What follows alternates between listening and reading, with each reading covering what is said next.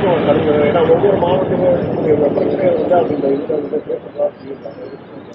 அதாவது என்னன்னா, இது நம்ம சுதந்திர நாடு. யார் வேணாலும் கட்சியா, நாளைக்கு நீங்க கூட ஒரு கட்சி ஆரம்பிக்கலாம், அது தலைவரை வரலாம், மாநாடு நடத்தலாம். அவர்கள் போவதற்கான சுதந்திரம் இருக்கு, அவர்கள் போகிறார்கள். அதில் நம்ம ஒன்றும் கருத்து சொல்ல முடியும்.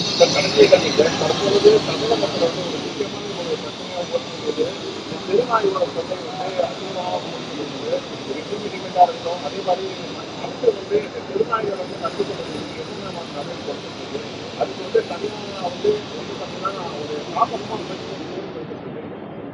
அதாவது இது குறித்து நாங்கள் சட்டமன்றத்திலே நிறைய பேசியிருக்கோம்.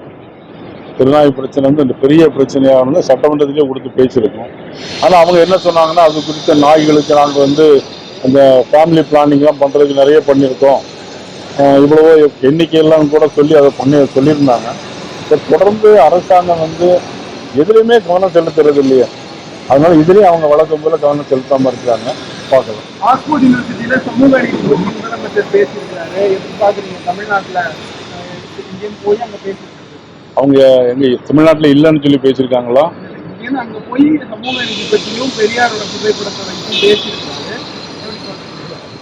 சமூக நீதி பற்றி பேசுறதுல வந்து நிச்சயம் பார்த்தீங்கன்னா அது பாரதிய ஜனதா கட்சிக்கு தான் எல்லா உரிமையும். இன்னைக்கு ஒரு சாதாரண ஒரிசா மாநிலத்தில் இருக்கிய ஒரு சாதாரண மிகவும் தாழ்த்தப்பட்ட சமூகத்தை சேர்ந்த நமது பாரத பிரதமராக நம்ம திரௌபதி முர்மு அவர்களை நியமித்தது பாரதிய ஜனதா கட்சி. டாக்டர் APJ அப்துல் கலாம் அவர்களை பிரசிடண்டாக நியமித்ததும் பாரதிய ஜனதா கட்சி. அதிமுக பாஜக கூட்டணி குழுக்கும் கப்பல் எல்லாரும் வெளியே வராங்க அப்படின்னு விமர்சனம்.